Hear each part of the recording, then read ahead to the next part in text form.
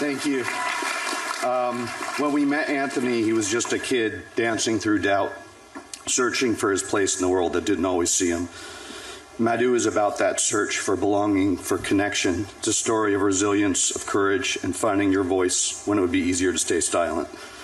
This is my co-director and a friend, Kachi, who flew in from Nigeria, has something to say. This is a great honor. Thanks to Disney and the entire team at Hunting Lane. This win is for Nigeria, really. Thank you. And we would like to dedicate this to Anthony Madhu and every kid out there who has a dream. The world is watching and waiting to hear your story. Thank you. Well, today on Arise 360, we shine a spotlight on a historic moment for Nigerian documentary filmmaking. Director Joel Kachi Benson, of course, won that Emmy Award for Outstanding Arts and Culture documentary for Madhu, a deeply moving film that chronicles the journey of ballet prodigy Anthony Madhu from the streets of Lagos to a prestigious ballet school in the UK. With, of course, 2 Emmy nominations under his belt, including one for Outstanding Direction, Benson's win is more than personal. It's a powerful statement on the global rise of African storytelling. Known for his groundbreaking work, Daughters of Chibok, he continues to push the boundaries of impact filmmaking through his Lagos-based studio, JB Multimedia. Today, we speak to him about the making of Madhu, what this Emmy win means for the Nigerian creative industry, and why African stories are more vital than ever on the global stage. First off, I want to say congratulations, Kachi. Can you hear me? Thank you. Yep, I yes, can hear you. Fantastic. Thank you for being on Arise 360 today. Congratulations. How do you feel about this win? It's a big one. How do you feel? I feel jet lagged, but it's a great feeling. It wasn't something that I was really expecting. Mm-hmm. We just wanted to just have some fun and meet people, and so it came as a big surprise. But I'm thankful for it, and yeah, it's. I guess it will settle in as we go along. It just happened last night, so. Still taking it all. Still taking it all in. So when we talk about you still taking it all in, what does winning an Emmy for the Outstanding Arts and Culture documentary mean to you personally and for the Nigerian documentary scene at large?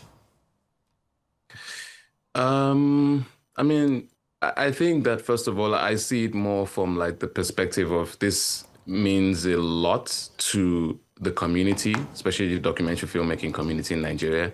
I hope that, you know, with this win, someone out there who's trying to make their next film, you know, try to become a documentary filmmaker can be inspired to say this is possible.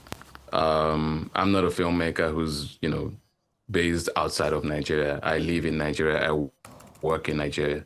And, you know, a lot of times, you know, there's sometimes this perception of, oh, if I'm not outside, you know, I can't make it. But I hope that this is proof that, you know, if you find something to do and just put your heart to it, it's only a matter of time. You know, you will get to the heights that you've always dreamt of. All right. Okay. So now, when making this documentary, all the challenges you faced, like, or that you encountered, was there a point where maybe you had like self-doubt on finishing up? And yes, what was making the documentary like for you? I don't think there was any doubt about finishing. Okay. But I think that one of the biggest challenges that we had was I had never co-directed before, so you know, so it felt like this arranged marriage between myself and Matt. And, you know, I have a strong opinion about certain things. He has a strong opinion about certain things. So sometimes there would be that sort of like friction.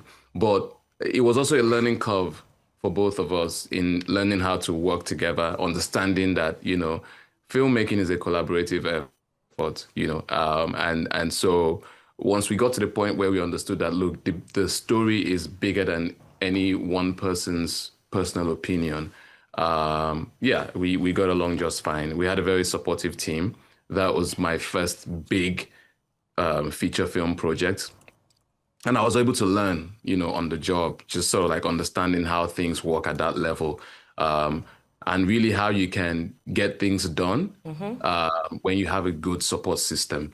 So yeah, it was tough all the way, but it's part of the process. So you don't really see it as something that will stop you. It's just another opportunity to learn.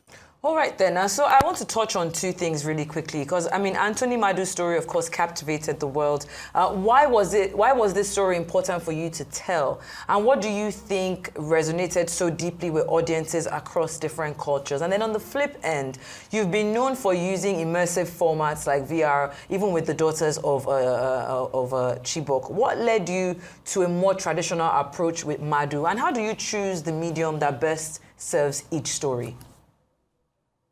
I'll answer both questions in a roundabout way. I started off as a 2D filmmaker, so I've always been making films for the flat screen. But I was introduced to VR by a very dear friend who commissioned me to make a project for her using VR, and that's how I fell in love with it, and used it to make Daughters of Chibok. I always say that with immersive technology, you just have to choose which story best suits what format. And with Daughters of Chibok, we decided to use VR because we wanted to create an immersive experience of Chibok. Now, with the first question, which I'm struggling to remember now, what was it again? We're talking about why the story was important for you to tell, and what you think resonated deeply with these audiences across different cultures. Anthony's story resonated deeply with me first on a very personal level. I think that in a lot of ways, Anthony's story is a story of most of us that live in Nigeria. Like you live in a place where you're pursuing a dream that is almost impossible. This is a kid that lives in Ajagbadi, in the hood, right? Mother has a small store, father is an Okada man, and he says he wants to become a ballet dancer. It's an impossible dream, right? Coming from where he's coming from. You would think that is the privilege of the rich, those who can afford it. But it didn't stop him from dreaming. And that's what all of us do, in Nigeria. I mean, we're all dreamers, we're all dreaming of a better life in spite of how tough things are. But we keep pushing. And so, I saw myself in Anthony. I saw my story in Anthony. And I think that maybe that's what resonates with a lot of people, because we see a bit of ourselves in his story. The fact that we're all dreaming of something better, something bigger, something greater, and we are unafraid and undeterred to pursue it. That's Anthony's story. It's a story of resilience and courage and just sheer determination to succeed in spite of all odds. And that's who we are as Nigerians. Okay, all right. I'd like to get to know how you got into the life of Anthony Madu, like in terms of, should I say, putting yourself into his family. Because I remember when he went viral in 2022 for dancing barefoot in the rain. And, I remember then a lot of people on Twitter, it's a very vile place, it can be a very, very vile place, mocked him for even, should I say, dancing ballet, first of all, because it's not a common routine in Nigeria. So what was it like, should I say, getting the family to sort of, give you permission to do a story around the young man and, being part of his life, what was it like for you? And also ballet in it, as a dance on its own, do you think maybe this win for you can sort of, should I say, change the trajectory of how Nigerians see the dance routine in Nigeria, maybe like accept it more? I mean, listen, man, I'll just say that with Anthony, what I find very remarkable about that kid is that when we met him the first time, I think he was 11 or 12. And already you could see that fire in his eyes. Like nothing is going to quench that flame. Anthony is proof that just do what you love to do. So yeah, I mean, Twitter can be a vile place for whatever it is, and people can say whatever they want to say. Kid is right now in the United Kingdom in one of the best ballet schools in the UK, studying ballet on a full scholarship.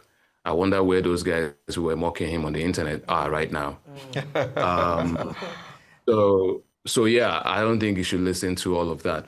Now, in terms of, how did we get in? I mean, I was approached by, to do this project by a couple of friends of mine, Matt my co-director, and Josh, who executive produced the film. And they told me about it. So I had to go to Ajangbadi to go and track him down and have a chat with him. And we spent time. We had to spend a lot of time just trying to earn his trust, and the trust of his family, and explaining to them the reason why we wanted to tell his story. So like you asked me in the beginning, it was very important for his story to resonate with me personally. And then I could then communicate that to his parents and say, hey, look, this is what we're trying to do. This is why we think this story is important. This is why we want to share it. And yeah, so that's really how it is. And the moment they understood that our intentions were genuine, I think it was pretty much smooth sailing from then on. I hope that his story can inspire other kids to pursue whatever dreams they want to pursue, whether it's dance, whether it's arts, whether it's computers, whatever it is. I hope that Anthony's story can encourage every kid out there to go out there and chase their dreams, regardless. Thank you so much for that, Kachi.